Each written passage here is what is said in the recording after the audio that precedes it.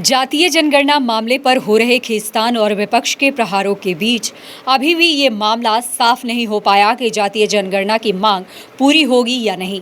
इस बीच असमंजस का दौर जारी है। वहीं इस बीच एक कार्यक्रम के दौरान जातीय जनगणना के मुद्दे को लेकर सुशील मोदी से पूछे गए सवाल पर उन्होंने क्या कुछ कहा, वो सुनिए।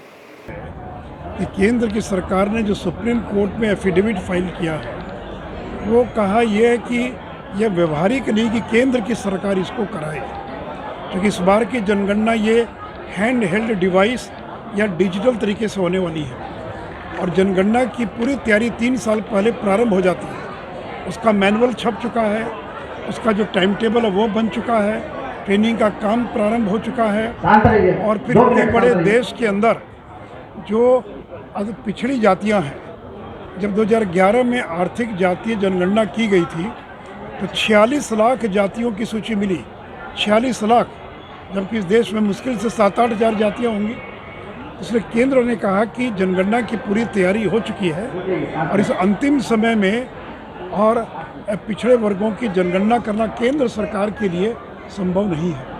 हाँ, लेकिन अगर कोई राज्य कराना चाहे तो करा सकता है, जैसे तेलंगाना ने कराया है। कर्नाटक में जब सिद्धारमैया की सरकार थी उन्होंने कराया सर्वेक्षण। ये बात अलग है कि सिद्धारमैया की सरकार ने सर्वेक्षण कराया, लेकिन आज तक वो रिपोर्ट सार्वजनिक नहीं हो पाई है। उड़ीसा की सरकार भी तैयारी कर रही है। तो अगर कोई राज्य सरकार अगर कराना चाहे तो स्वतंत्र है, लेकिन केंद्र ने अपनी असमर्थता जाहिर की है। और जो राजद के लोग कहते हैं कि एक कॉलम जोड़ देना है, ये केवल एक कॉलम जोड़ने का सवाल नहीं है। ये केवल एक कॉलम जोड़ने से नहीं होगा, क्योंकि ये डिजिटल तरीके से गणना की जाने वाली है। और जैसे अनुसूचित जाति जनजाति की गणना इसलिए होती है कि लोकसभा और विधानसभाओं में जो उनको आरक्षण मिला हुआ है वो आबादी के अनुपात में मिला, इसलिए उनका गणना करना आवश्यक है।